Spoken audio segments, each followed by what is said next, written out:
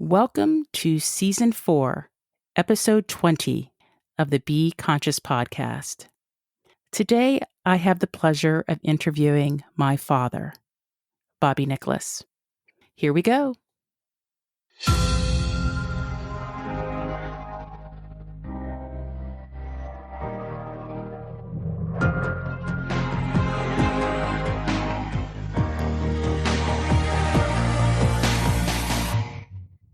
Welcome to the Be Conscious podcast, the show that brings you enlightened perspectives on the frequency of money, life's many challenges, and those heavy feelings that may be holding you back from living your best life. And now your host, Dr. Susan Nicholas.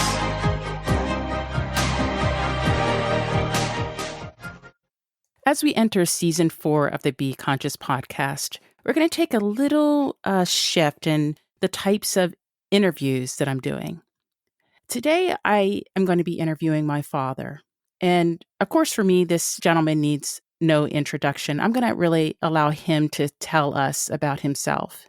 This is about people that have inspired me personally in my life and that have been an inspiration to others. Without further ado, I'd like to introduce my father, Bobby Nicholas. Hi, Dad. Welcome to the Be Conscious podcast. It's my pleasure. Welcome, Dad.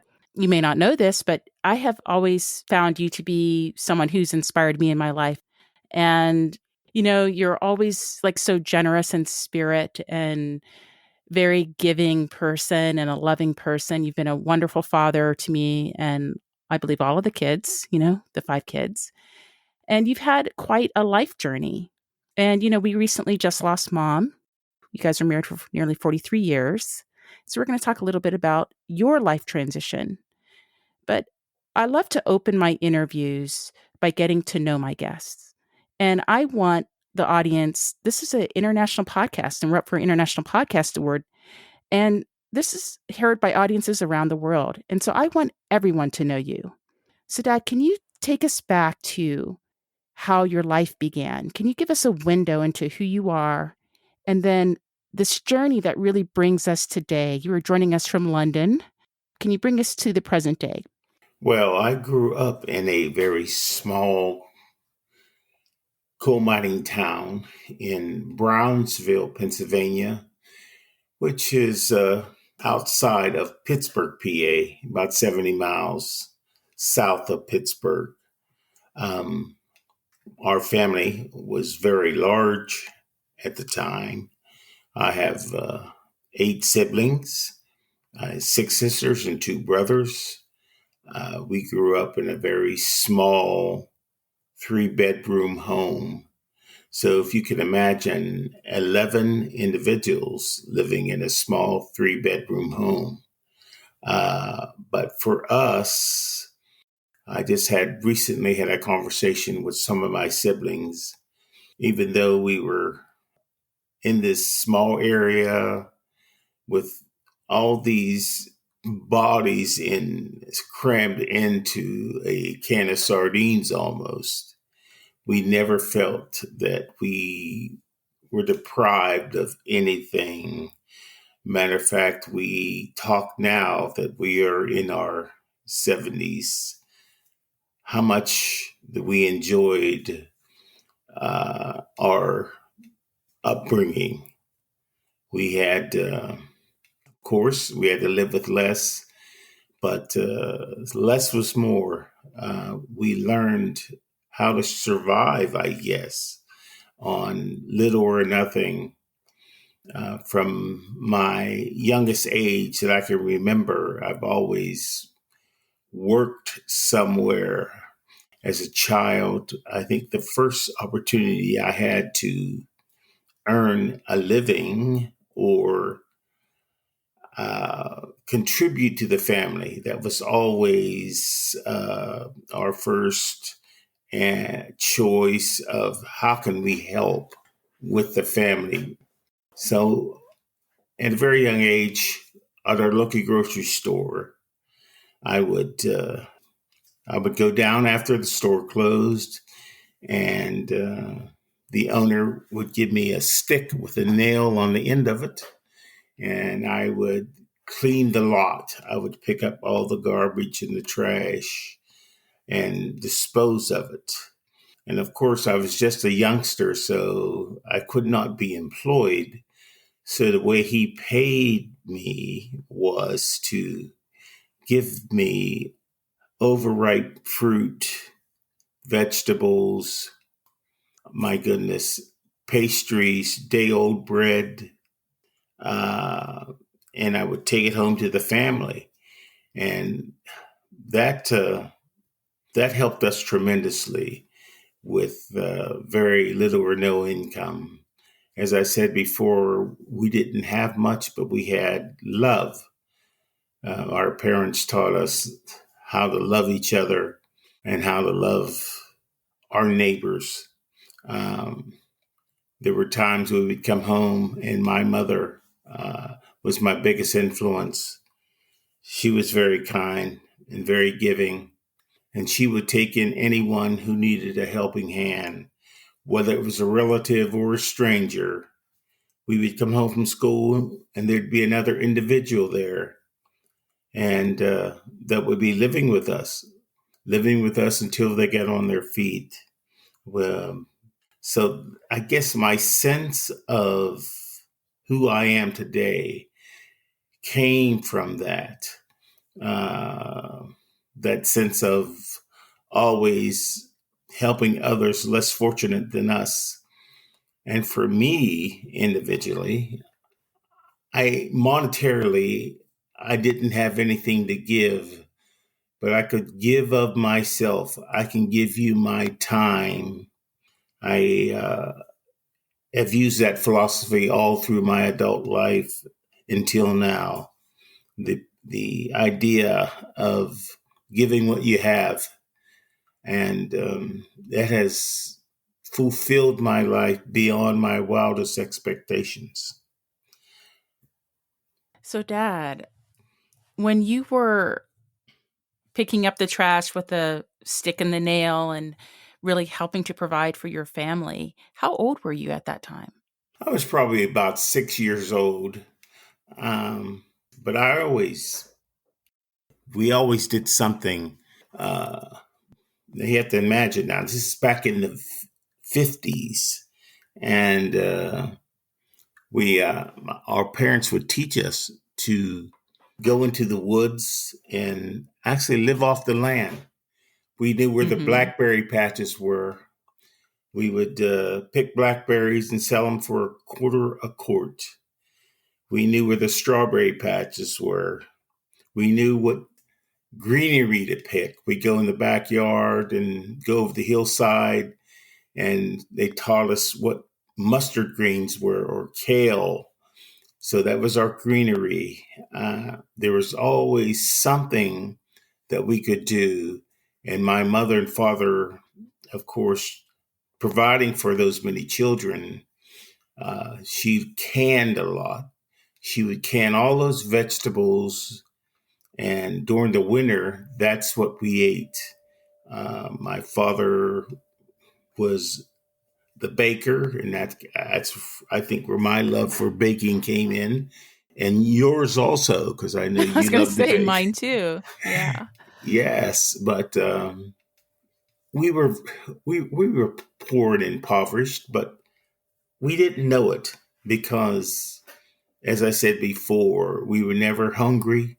Not for one evening were we ever hungry or without anything. My favorite time of the year was Christmas, of course, growing up as a child. And the difference between now and back in the 50s, when Santa Claus would come, we would get one gift, and we appreciated that gift so much, no matter what it was. Uh, we appreciated it. And today I see the commercialization of some of these holidays and the extravagant gifts that we as Americans like to give to our loved ones. It was very, very different back then. Mm. Dad, one thing that I remember from you and from all the aunts and uncles was something that you said just a moment ago about you didn't have a lot of money or resources, but you had love. And so you didn't recognize that you were poor. That's what I remember hearing from you and from the family, that you didn't know that you were poor because you had, to me, because you guys loved each other so much. You had so much love. And what you were talking about with all the resources, you said, I knew where the blackberry patches were and the strawberry patches. And I had this job and we got day old bread and whatnot. And that really was helpful. And I know that back in your day, and certainly my early experience growing up in that same town that you were born in, Dad, I remember having the help of government rations as well to help with the family, government cheese. And that's what I remember the most, like these big blocks of government cheese. And it reminds me of something that Tony Robbins says, that it's not a lack of resources, it's resourcefulness that's often lacking. And I think you've demonstrated that when you're telling us about your life and how you guys manage as a family of 11 with very little monetary resources, never to be hungry, and never to feel that you were without. You know, I think you're probably aware that I did that TED talk on money consciousness overcoming generational poverty. And I Yes. do a lot of speaking around this, what I call this poverty experience. And in fact, it's about what my fourth book is about. My fourth children's book is about children that grow up in maybe a similar situation, or maybe a more recent, but maybe inner city or working poor situation. And they don't have the beliefs that you have, Dad, where you said this, we didn't have a lot, but we did not know that we were poor. We did not believe ourselves poor.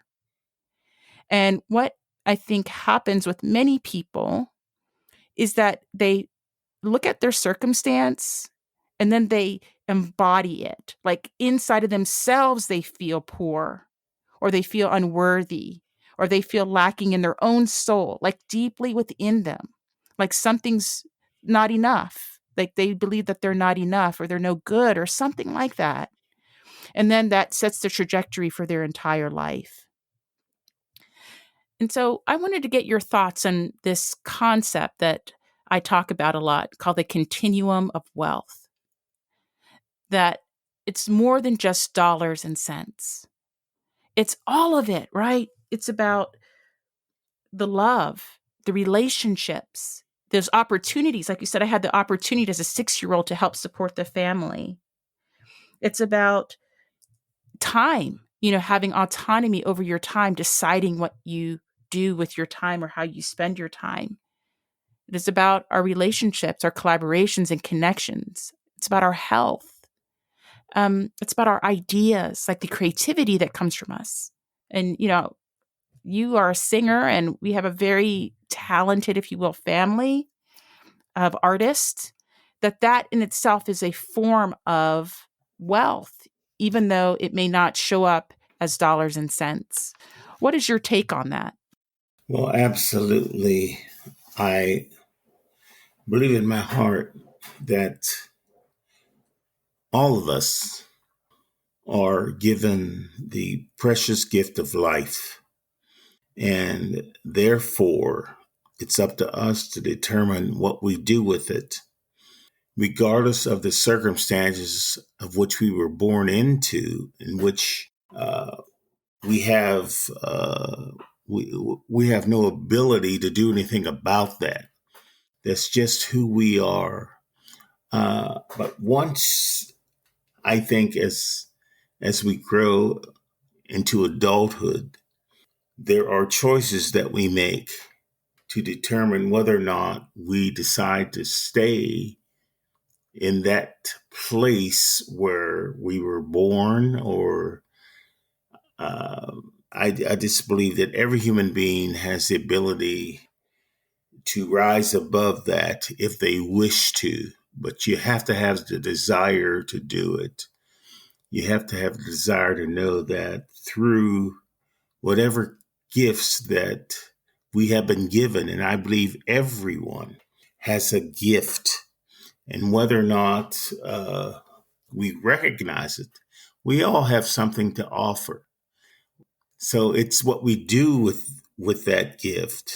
As you said, I was blessed with, and our family was blessed with, believe it or not, the gift of singing. And I personally Yes. have taken the opportunity to take that gift and make the best of it for my family. Mm-hmm. And as you could see, my sisters and my son, they've also done the same thing.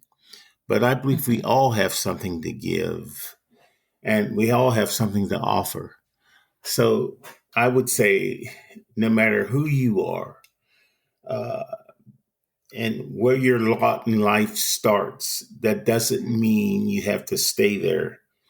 You have to have the desire. You have to have the push to break out of your comfort zone and find out what that gift is, and it will present itself. It will present itself.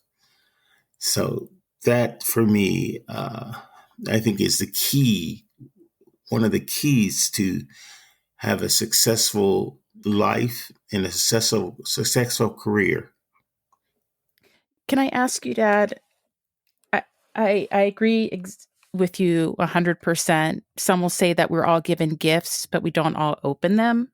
For example, there's other kind of philosophical or spiritual sayings that we we are born with. What we are born with is in our left hand. What we do with it is reflected in our right hand. Sometimes, like we have our different sides of our body have more strength than in others or more experience. Um, and you spoke about desire, about what do you want to do?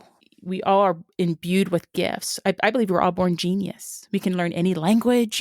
We have so much potential within each and every embodied soul on the planet. But not everybody does something with it. Some people fall into cycles of, or patterns of despair and like hopelessness. I mean, we see it all around us on the streets, drug use and abuse, where they just cannot handle the realities of life. And I think that it comes down to this idea that the only person that can, I would say, do anything about it or shift your life, you said it's about what you make of it, is you. Like it's between you and you. And even when you see people that have more than enough resources, if in their own heart there's no motivation, there's no, I don't know, chutzpah, no kind of determination, they make nothing of their lives. And so I think there's something that some people, I think, have that spark, that inner go get them kind of thing. And some people, it's like you have to light a fire under their butt, for them to get moving. And it's challenging to do that. So it sounds like, Dad, for you, and I know this isn't the case for everyone in our family, but you had something inside of you, that like kept you going, like, supporting our family.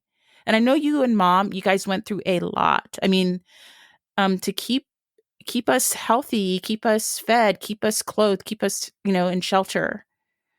Um, can you share with us a little bit about that journey? Um, there was some relationship stuff, right, with you and Mom, like my mom, like my birth mom, and then your second marriage. Can you share like a little bit of your life journey and what did that look like for you? Well, in the beginning, being very young, I have a little cliche, that we are all young and we're all dumb. In the sense that Yeah, like e- youth e- is wasted on the young, right? exactly, exactly. And when you know more, you do more. Mm-hmm. Or when you When know you better, you know do when better. you know better, you Mm-hmm. do better. Exactly. Mm-hmm. So when we're coming That's what we up, hope anyway. certainly in our youth, we have needs and we have wants, and sometimes our wants kind of overshadow the need. So we think we search for what we call a successful life, but we put things in the way, these obstacles. We do that ourselves. We are the obstacle. Mm, So we go through life thinking one thing, but reality is we're not ready to accept it. Um, hmm so for Can I share myself, something with you? certainly. Can I share like a perspective and tell me what you think about this? So, you know, the old movie projectors, like the old movie houses. This was Hmm. brought up in one of my earlier podcasts and it's come up over and over again.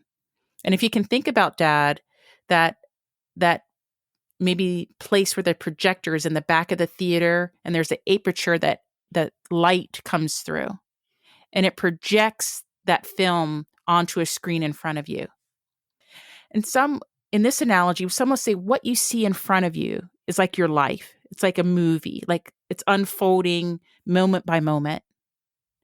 And then when something we don't like is happening in our life, that one that's projected out in front of us, we try to change it, right? We try to make changes to the outside. We might even do it to our physical selves, change our outside selves, tattoos, piercings, weight loss and gain and muscles and makeup and all this stuff, wigs and all the surgeries, all the stuff that we try to change on the outside because there's something that doesn't feel right on the inside, right? Something doesn't, we don't like ourselves, we don't like our life, something. But really, Dad, if you think about that movie projector, it's not just think of the movie. Like if I didn't like the movie, would I go to the movie screen and start cutting things out and changing things and putting different colors, or would I go back to the projector and change the film, right? Or change something? And the idea is that that projector, the actual projector is you. It's like your body. And then that light that is coming out and projecting your life in front of you, that is your heart. That is the energy, that is the light coming from your heart, from what you truly desire, what your true beliefs are. That's being projected out in front of you. That is what creates your life. So, what do you think about that idea? I think that's a more existential thought of you creating your life.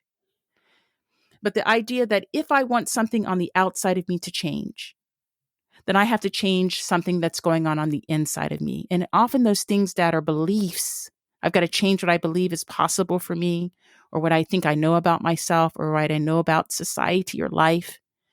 But there's something within inside of you that must be shifted.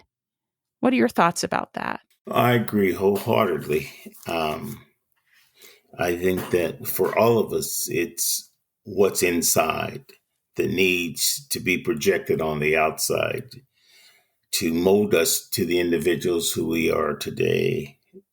And I think a lot of that comes with life experiences and exposure to different a different way of life Mm-hmm. for some of us, and it comes in various ways. Like you said, we have different members of the family who have went in different directions, and life for them has been as easy as we wish it would be. If only they could have taken the right turn. I think we all have in our lives different times where there's a fork in the road and we can take the right turn or we can take the wrong turn. And once we go down that wrong turn, it's hard to turn back. But we all have choices. And those influence for me, I would say, came from my upbringing.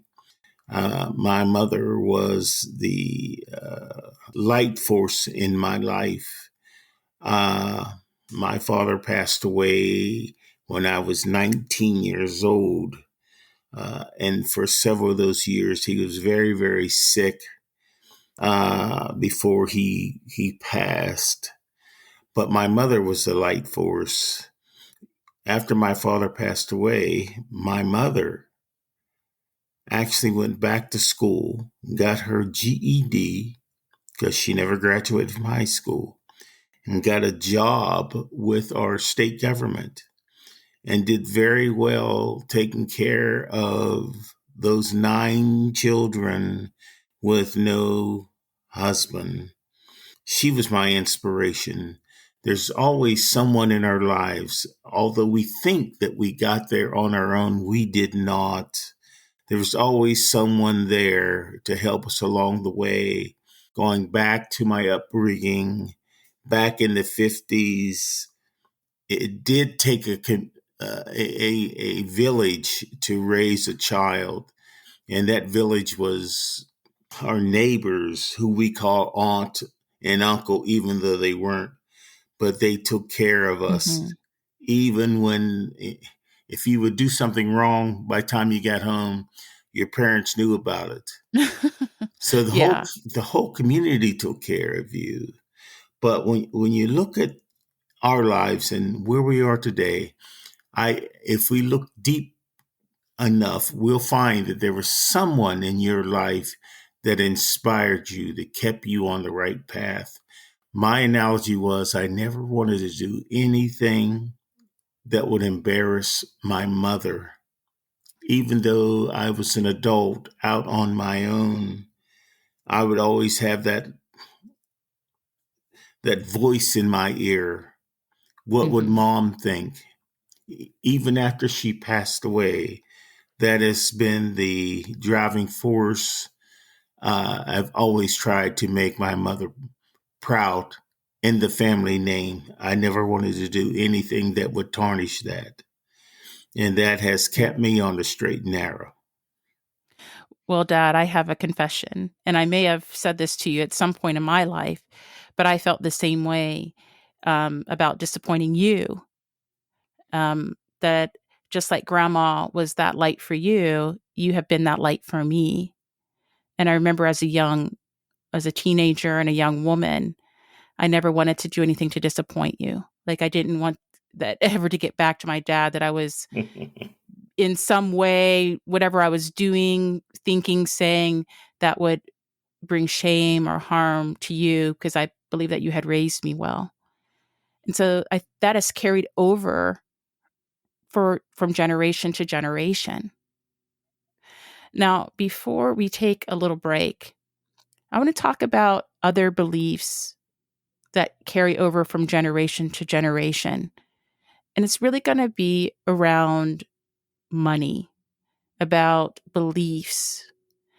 We're going to talk a little bit about that and, um, decide which are some of these things. I think this idea of not wanting to harm or disappoint or let down your family is one of those beliefs that you hold on to, that you're like, yeah, I think that's a good one, that you want to pass on. And then some of them, maybe not, right? It wasn't that these beliefs were malicious or bad in any way, but it's just that maybe they don't help us to move forward. So hang on, Dad. We're going to be right back.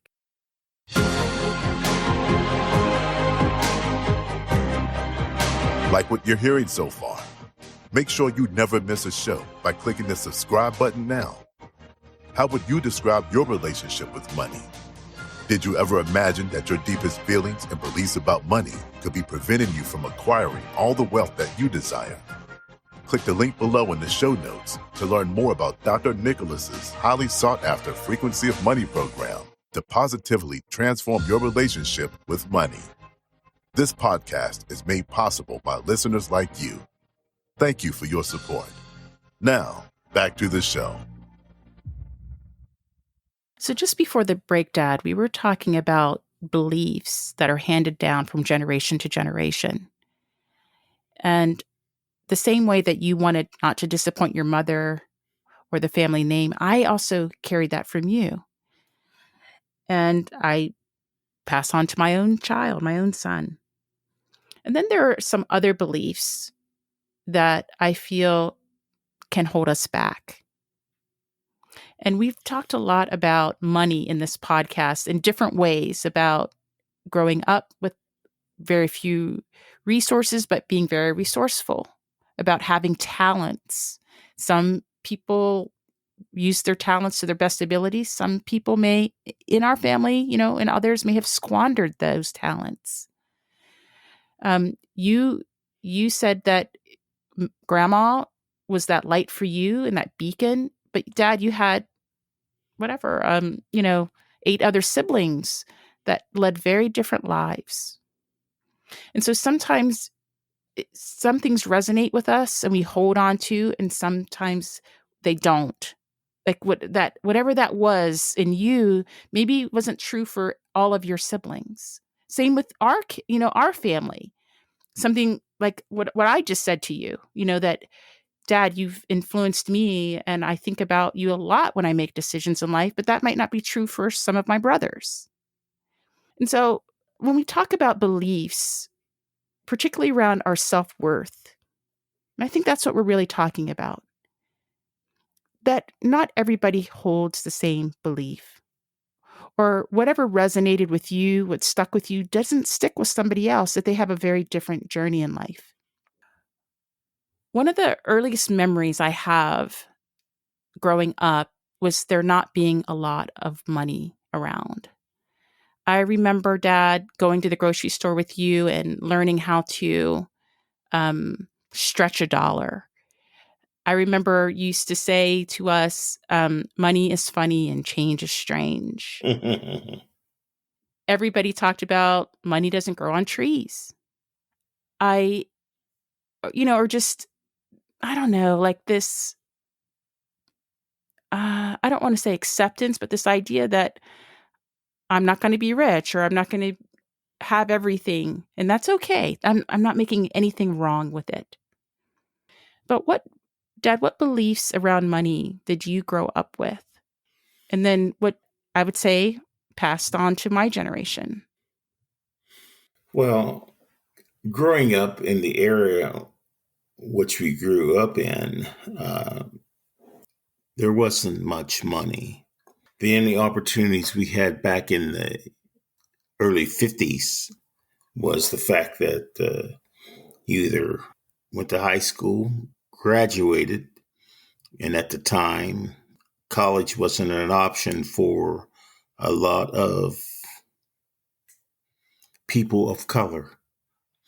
So you had 2 choices. You can go to work in the coal mines, or you can go to work in the steel mills, because that was the 2 biggest industries in our area in Western Pennsylvania, in which we grew up. So most males went to work in the coal mine or the steel mills. And looking back, they did not have long, prosperous lives. They earned enough to take care of their families, to put food on the table. And if you were fortunate enough to have an automobile, that was really something. So there wasn't a lot of wealth in our community, not at all. But for my family, I think until we became adults and we were able to see other individuals, and I mean travel. I mean, I grew up as a young man, and I didn't have my own room. I slept with my brothers until I was 18 years old, and my sisters never had their own room. But once we were adults and we went out into the world, and you could see that there were other people who didn't struggle, who had a lot more. The first time I had traveled outside of my little comfort zone in my community, I came to West Virginia, and I met a group of individuals who, there was a way of life that I could only dream of. Right. And I told myself, how do I achieve this? What do I have to do to achieve this? Because I saw that their children were educated. They had uh, nice homes. They drove nice cars. And I'm talking about material things, but there was a mindset also Exactly. that I had Mhm. to change, coming from where I came from. And I always say it's opportunity. It's opportunity. So when it came for me, I grabbed onto it and I held onto it. Mhm. Um, and as an adult, as you know, at our home was always open to everyone. Our home was the homestead. Our home Right. was, when you needed a rest, you came to our home. Right. And we had all our family functions there. And even uh, up until we could not do it anymore, your mom would ask me, why do you continue to push yourself to have these events? It is so hard on you and her and herself also. And my answer was, with all my siblings and with all our vast family, if one of these children could come and see what Uncle Robert had accomplished, Mhm. maybe that would be the Enough. catalyst for them, Mhm. enough for them to say, I could have it too if I work hard, if I get an education. And that was the key to get out. No, there were no more coal mines and steel mills to go to, but there were all types of opportunities for us if we only took it. So for Mm. me, it was well worth the effort and the time just so my siblings and their families could come. And I can tell you right now, I am very proud of what a lot of my nieces and nephews have accomplished in life, because they've taken that mantra and they've run with it. And they want more for their families than what they had. And I think breaking that cycle of poverty can be achieved by anyone. It only takes the desire to do it. Mm. Dad, you said a lot in that and beautifully. One of the things that I've come to recognize is that we cannot covet what we do not know. So we cannot want for something that we don't know exists or is possible for us. And I think that's what you're alluding to when you say, if I could show young people that it's possible to shift, then maybe that's enough. That's the catalyst. But you also mentioned, Dad, that there was a difference in mindset. Can you tell us in your own experience the mindset that you grew up with and then the mindset that you now have? Well, growing up in like I said, early 50s, now there was a different world than we had right now. Segregation, of course, we have made strides, but I don't think we've gone far enough. But it was very prevalent then. Uh, Mhm. I won't belabor some of the stories, but we all have them. If you're old enough, if you're in your 70s or 80s, you know exactly where I'm coming from. We were told that these things weren't achievable to us because of our skin color. And Mhm.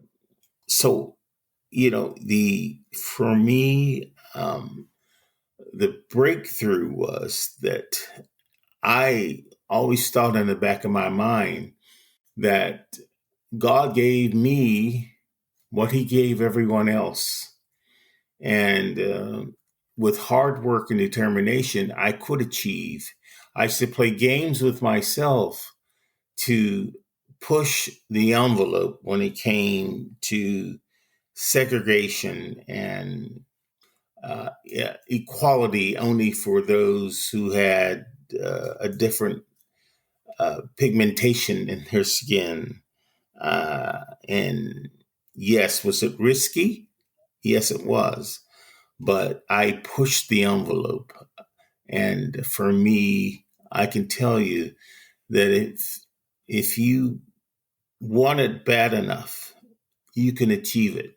No one can stop you. I told my grandchildren just last week that they can be or do anything they want because no one can take away knowledge from you. Once you know your ABCs, you always know them. So it's I think the equation is there, and it's up to us as individuals to make sure that we are the best person that we can be. Mm. Yes, I agree that, we're constantly evolving as people. And once we know better, we can do better. And I think, Dad, it's a part about doing, like you said, working hard. Even though I've really resisted that lately, that does it have to be hard? Like I think we've been conditioned to believe that it has to be hard. I don't know. I mean, maybe it's how we perceive what's hard and what's not. It's just kind of like the idea of I'm busy versus my life is full. I mean, it's a different type of perception of life, or that same idea that if you love what you do, then you don't work a day in your life. I think that's about perception. That like Dick doing this podcast. I love doing these podcasts, and it doesn't feel like hard work. It's definitely effort. It doesn't come for nothing, but I don't feel like it like exhausts me to do it, and it's just like, oh, this painful thing. And so I think it's a lot about shifting our, like you said, there was a breakthrough.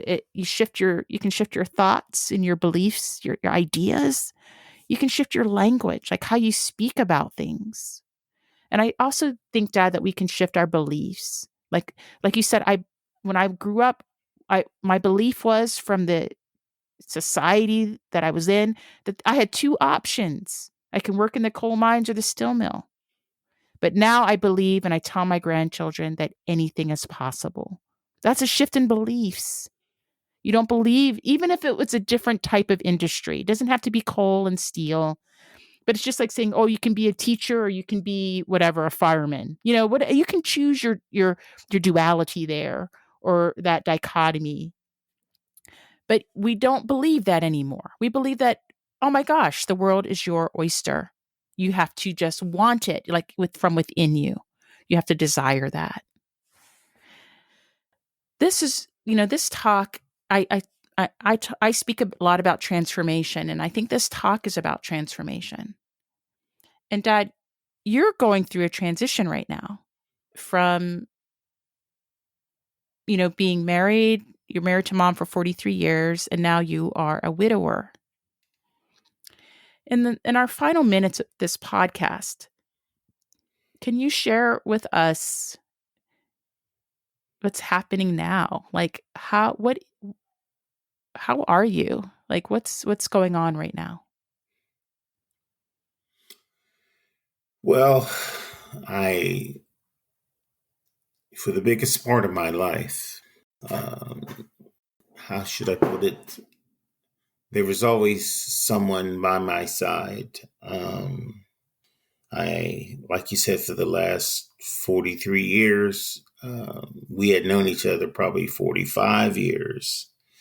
And it is a huge, huge void.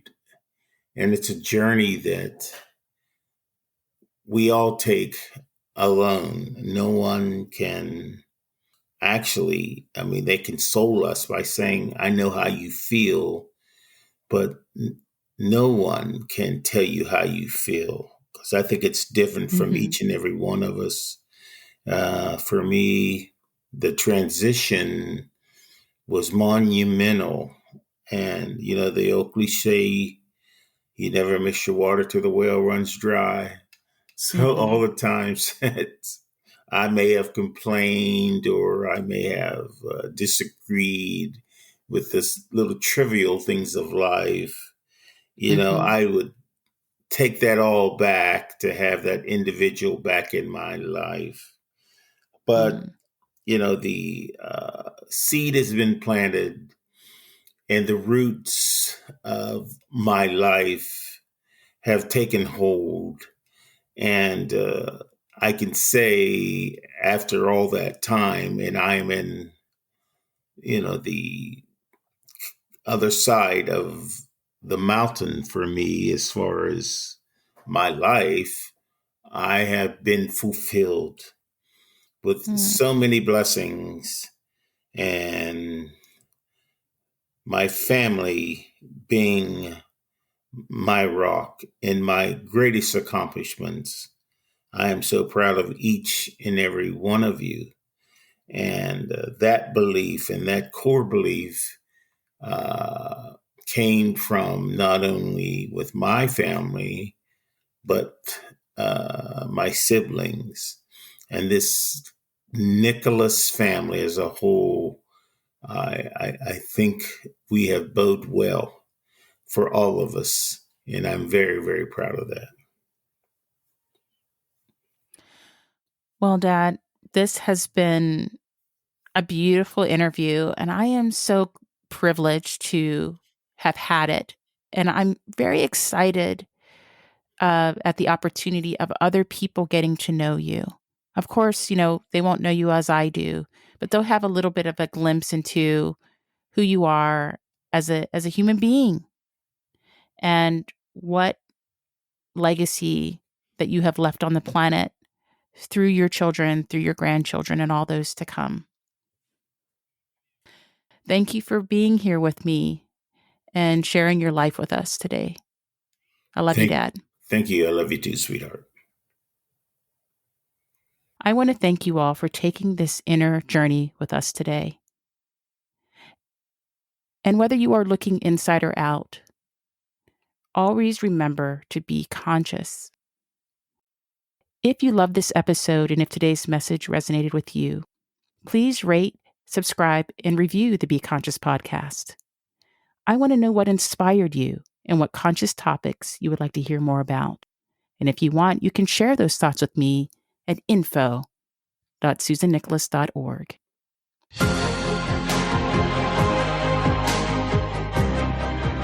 Thanks for listening to the Be Conscious podcast with author, TEDx international speaker, and conscious coach, Dr. Susan Nicholas. Be sure to connect with her to stay up to date with her latest news and works. Learn more about her conscious speaking platform at susannicholas.org/speaking. Stay tuned for the next thought-provoking episode. And whether you are coming or going, looking inside or out, remember to be conscious.